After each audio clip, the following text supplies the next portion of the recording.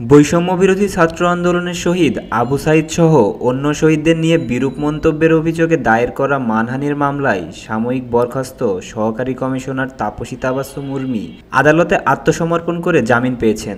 আজ বৃহস্পতিবার সকালে তিনি ঢাকার মেট্রোপলিটন ম্যাজিস্ট্রেট মোহাম্মদ ইমরান আহমেদের আদালতে আত্মসমর্পণ করে আইনজীবীর মাধ্যমে জামিন আবেদন করেন। বাদীপক্ষে তার জামিনের বিরোধিতা করা হয়। শুনানি শেষে আদালত তার জামিন মঞ্জুর করেছেন। এর আগে গত ৮ অক্টোবর ঢাকা মেট্রোপলিটন ম্যাজিস্ট্রেট আদালতে গণ অধিকার পরিষদের উচ্চতর পরিষদ সদস্য ও গণমাধ্যম সমন্বয়ক আবু হানিফ বাদী হয়ে মামলার আবেদন করেন।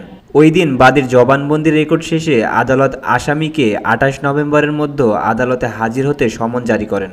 মামলার আবেদনে বলা হয়, গত ৫ অক্টোবর আসামি উর্মি শুধু আবু সাঈদ নয়, সরকারের দায়িত্বশীল পদে থাকা সত্ত্বেও ছাত্র ও গণ আন্দোলনের মাধ্যমে প্রতিষ্ঠিত সরকার ও সরকার প্রধান নোবেল বিজয়ী প্রধান উপদেষ্টা ডক্টর মোহাম্মদ ইউনূসের বিরুদ্ধে অবমাননাকর বক্তব্য ফেসবুকে লেখেন, যার মাধ্যমে সুপ্রিম কোর্টের আপিল বিভাগের রেফারেন্সের ভিত্তিতে সংবিধান সম্মতভাবে গঠিত একটি সরকার প্রধান সম্পর্কে বিষোদ্গার করা হয়েছে এবং সরকার উৎখাতের হুমকি দিয়ে জনমনে ভীতি সৃষ্টি করা হয়েছে।